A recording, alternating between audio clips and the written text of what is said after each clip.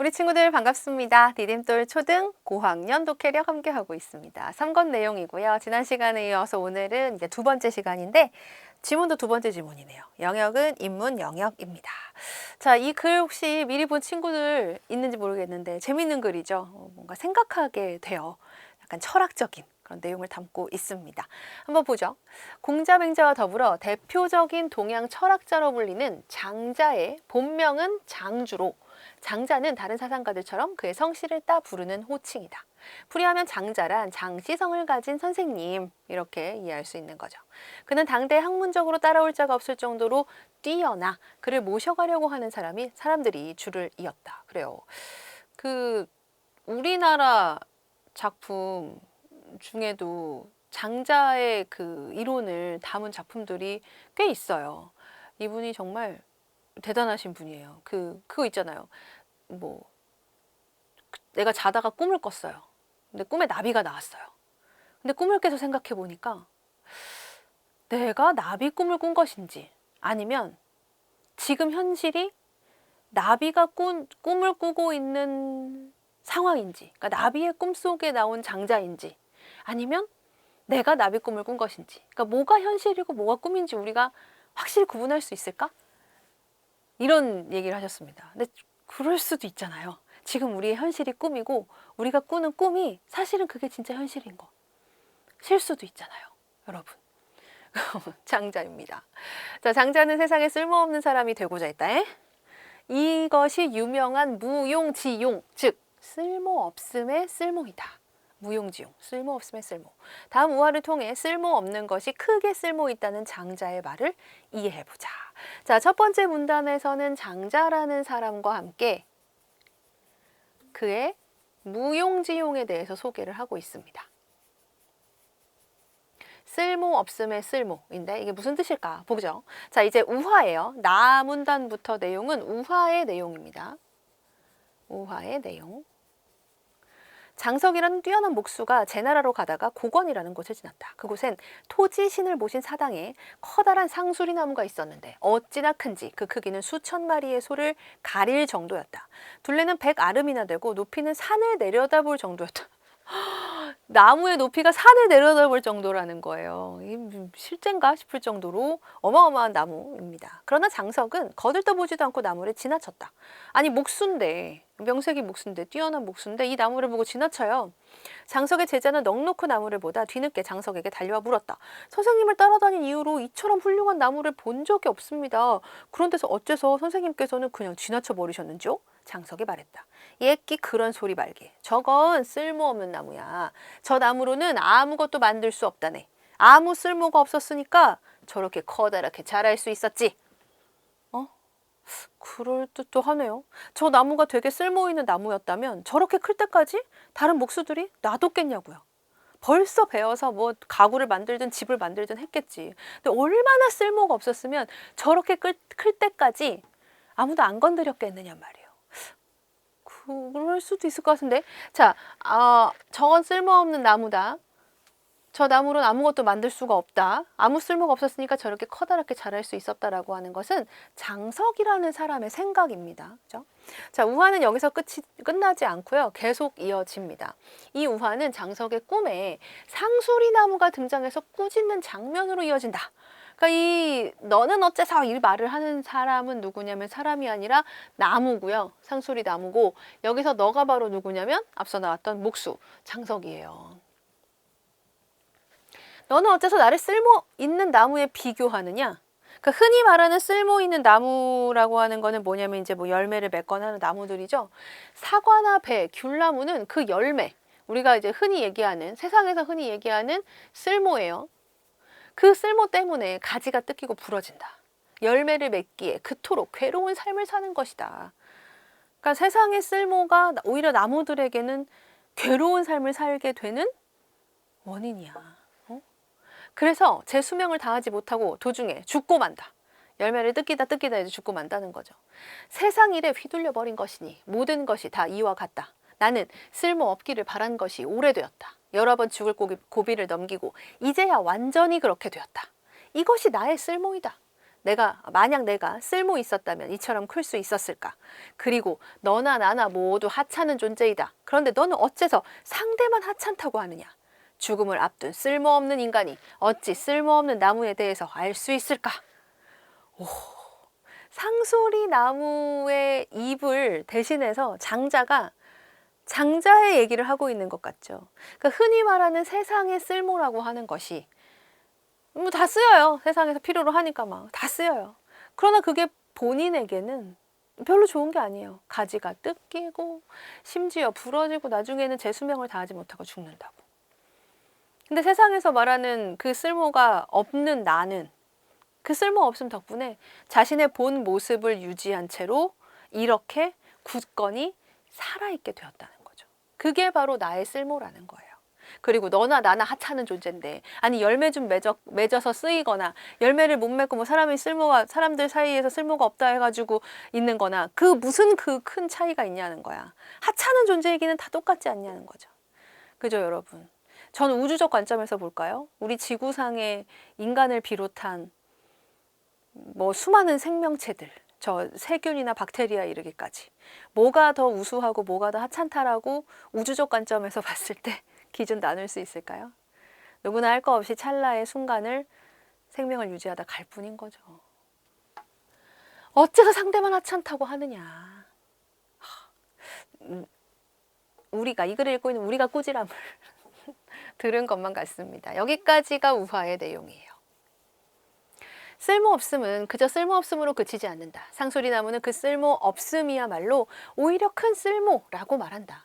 상수리나무가 예로 든 사과나무나 귤나무를 생각해보자. 그 쓸모, 즉 열매가 결국엔 스스로를 상하게 만든다. 그 쓸모가 도리어 자신에게는 쓸모없음이 되어버렸다. 자, 여기서 말하는 쓸모란 세상에서 말하는 쓸모가 되겠죠. 열매야? 아, 귤, 사과, 아, 열매, 좋네. 라고 말하는 세상의 쓸모예요. 근데 그게 도리어 자신에게는 쓸모없음이 되었어요. 귤나무나 사과나무에게는. 자, 그럼 상수리나무는 어때요? 귤이나 사과나무하고는 반대죠. 즉 세상에서 말하는 쓸모없음이, 세상에서 쓸모없다라고 한 것 덕분에 상수리나무는 지금까지 자신의 모습을 그대로 간직하며 살 수 있었어요. 자신에게는 쓸모 있음이 된 거죠. 이 우화를 통해 장자는 우리에게 이런 질문을 던진다. 과연 세상 사람들이 쓸모 있다고 하는 것이 정말 나에게도 쓸모 있는 것일까? 쓸모없음이 크게 쓸모 있다는 장자의 말이 우리에게 주는 의미에 대해 곰곰이 생각해 보아야 할 때이다. 아유, 선생님 무슨 그런 말씀을 하세요. 살면서 한 번이라도 쓸모 있는 사람이 되는 것, 그게 우리의 지상 최대 목표인걸요. 그래서 그렇게 물어보잖아요. 너는 꿈이 뭐야? 너 나중에 뭐 될래? 그 모든 나름 착한 사람 될 거예요. 그러면은 아이 그런 거 말고 어떤 직업, 너 뭐 하고 싶은 게 뭐냐고 이렇게 묻습니다. 근데 장자는 오히려 우리에게 그런 질문을 하는 것 같아요. 그런 세상의 쓸모를 이야기하기 전에 나 자신에 대해서 한번 생각을 해보라는 거죠. 우리가 세상의 쓸모에 자꾸 그 기준에 따라서 나를 맞춰가다 보면 진정한 내 모습은 잃어버리게 되고, 그러면 행복도 찾기가 어려워지게 될 테니. 물론 직업을 구하는 건 중요한 일입니다. 그렇죠? 온 세상을 이렇게 사람으로서 사회 속에서 어울려 살아가려면 중요한데 그조차 나를 잃지 않는 범위여야 한다는 거죠. 그래서 여러분 그런 얘기 하잖아요. 직업은 자아실현이다. 단지 돈을 벌기 위함이 아니라는 것. 여러분 요즘 우리 어린 친구들 물어보면 다 모델래 그러면 부자 된다 그래요. 돈 많이 벌어서 뭐 건물주가 되겠다 그래요. 근데 그거는 그냥 돈을 많이 벌겠다라는 거지 내가 어떤 사람이 되겠다는 게 아니잖아요. 내 자아를 실현하기 위해서 나는 어떤 사람이 되겠다. 나의 쓸모, 내가 정말 생각하는 나의 쓸모는 뭐가 되겠다 하는 것을 생각해 볼 수 있는 시간이었으면 좋겠습니다. 철학자의 글이라 정말 철학적인 얘기를 하게 되네요. 자, 장석과 상수리나무 우화를 통해 장자의 무용지용에 대해 설명하고 있어요. 쓸모없음이 크게 쓸모있다. 제목만 봐서는 역설입니다. 모순되는 내용을 다룰 때 우리가 역설이라고 하는데, 역설은 겉으로는 모순되지만 그 안에 깊은 진리를 담고 있어야 돼요. 무용지용이 바로 그러하죠. 진짜로 쓸모없다는 뜻은 아닌 거잖아요. 이런 역설적인 표현을 통해서 그 말의 의미를 생각해 보게 합니다.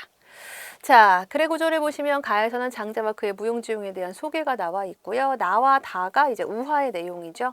커다란 상수리 나무에 대한 장석의 생각과 장석의 꿈에 나타난 깨달음을 주는 상수리 나무의 내용이 나와 있고, 마지막 라에서 장자의 무용지용이 우리에게 어떤 질문을 던지는가, 요런 질문을 던지죠. 세상 사람들이 말하는 쓸모가 자신에게도 쓸모 있는 것인지 생각해봐라 라는 겁니다. 세상의 기준에 꼭 나를 맞출 필요는 없다. 장자의 우화를 통해 본 쓸모없음의 쓸모였어요. 자, 문제 갈까요? 자, 장자에 대한 설명 맞는 것의 동그라미입니다. 공자, 맹자와 더불어 대표적인 동양 철학자. 맞죠? 그리고 본명은 장자. 당대에 학문적으로 뛰어났다. 본명이 장자가 아니고 본명은 장주.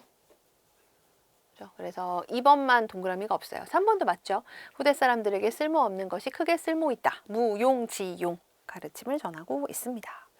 자, 이어서 볼게요. 나에서 장석이 말한 상수리 나무가 크게 될 수 있었던 이유, 맨 마지막에 나오죠. 아무 쓸모가 없었으니까 저렇게 커다랗게 자랄 수 있었지 라고 합니다. 그래서 이유는 2번, 아무런 쓸모가 없어서죠. 자, 이어서 볼까요? 나와 다의 공통점에 대한 설명. 나와 다는 이제 장석과 상수리 나무 이야기입니다. 즉 우화의 내용이라는 것을 알 수 있죠. 따라서 알맞은 것은 3번 우화입니다. 있는 이들의 흥미를 돋우죠. 장석이 꿈의 내용은 다만 해당되고요. 말하는 이가 상수리 나무인 것도 꿈에 나온 상수리 나무의 말 다에 나오죠. 4번, 5번 모두 아니죠. 자, 이어서 보겠는데요. 우리 형광펜 나왔습니다. 그러면 나와야 되는 코너보다 그치, 수능 연결입니다. 자, 공통점인데요. 둘 또는 그 이상의 여러 사이에 두루 통하는 점을 공통점이라고 해요. 비문학글에서는 비교와 대조의 방법으로 내용을 전개하는 경우가 많아요. 글을 읽을 때 대상 간의 공통점과 차이점을 정확하게 구분하며 읽어야 한다. 그래서 뭐 기업과 니은의 공통점으로 적절한 것 이렇게 나오는데, 보통 이제 이 공통점을 설명한 것을 비교라고 하는데요. 비교가 가능하려면 설명하는 대상이 2개 이상이어야 돼요. 그죠? 근데 어떤 2가지 대상에 대해서 설명을 하는데 굳이 공통점만 이야기할 필요는 없잖아요. 그래서 보통 화제가 이렇게 2가지 대상이면 이 2가지 대상의 공통점과 차이점을 같이 설명합니다. 그래서 공통점과 차이점, 즉 비교와 대조의 방법으로 설명을 하게 된다라는 뜻이에요. 일상에서는 우리가 뭐 사람들 사이에 서로 차이 나는 점을 얘기할 때 비교한다라고 얘기하는데, 국어 과목에서는 아니라는 것, 공통점을 말하는 건 비교, 차이점을 말하는 건 대조라는 것 구분할 수 있어야겠죠? 자, 이어서 보겠습니다. 다에서 사과나 배, 귤나무의 쓸모이자 결국에는 이 나무들을 쓸모없게 만든 것, 바로 뭔가요? 열매죠. 열매 때문에 가지가 뜯기고 부러진다. 열매를 맺기에 그토록 괴로운 삶을 사는 것이다. 그래서 답은 열매. 자, 이어서 보겠습니다. 답이 벌써 나왔는데, 달을 바탕으로 할 때 기억에 들어갈 내용이에요. 이거 우리가 뭐 앞에서 적어봤기 때문에 답이 미리 나오는 것이 뭐 괜찮아요. 앞에서 우리 얘기했었죠. 바로 이 앞문장에서 힌트를 얻을 수가 있었습니다. 다른 나무들은 그 쓸모 있음, 세상의 쓸모가 도리어 자신에게는 쓸모 없음이 됐어요. 상수리 나무는 어때요? 세상에 쓸모가 없었죠. 근데 그것이 오히려 자기에게는 쓸모가 돼서 이렇게 오랜 세월 멋진 모습으로 살아갈 수 있는 거잖아요. 따라서 들어갈 말은 세상에 쓸모없다는 것이 오히려 자신에게는 큰 쓸모가 된 것을 말합니다. 자, 그러면 이제 우리 한 줄로 요약해 봅시다. 장자는 장석과 이 나무 우화, 뭐죠? 상수리 나무 우화죠. 쓸모없음의 무엇, 쓸모, 무용지용에 대해, 그리고 세상 사람들이 쓸모 있다고 여기는 것과 내가 쓸모 있다고 여기는 것이 같지 않음을 생각해 보게 한다. 항상 같을 수는 없어요. 그걸 꼭 같아야 하는가 생각해 볼 필요가 있습니다. 그것이 나를 힘들게 하고 나를 병들게 한다면 그쪽으로 갈 필요는 없죠. 자, 그러면 이제 우리 어휘력 키워볼까요? 공통으로 들어갈 낱말입니다. 솜씨 좋은 에게 옷장을 짜달라고 했다. 자, 나무를 다루어 집을 짓거나 가구, 기구 따위를 만드는 일을 직업으로 하는 사람, 목수라고 하죠. 목수는 책상을 만들기 위하여 나무를 치수에 맞춰 잘랐다. 이렇게도 쓰죠. 자, 이 기계는 성능은 좋으나 이게 짧아요. 생물이 살아있는 연한, 사물 따위가 사용에 견디는 기간, 수명입니다. 그죠? 그래서 성능은 좋으나 수명이 짧다. 현대의학은 인간의 수명을 연장하는 데 큰 공헌을 했다. 이렇게도 쓰이고요. 자, 이어서 계속해서 어휘력입니다.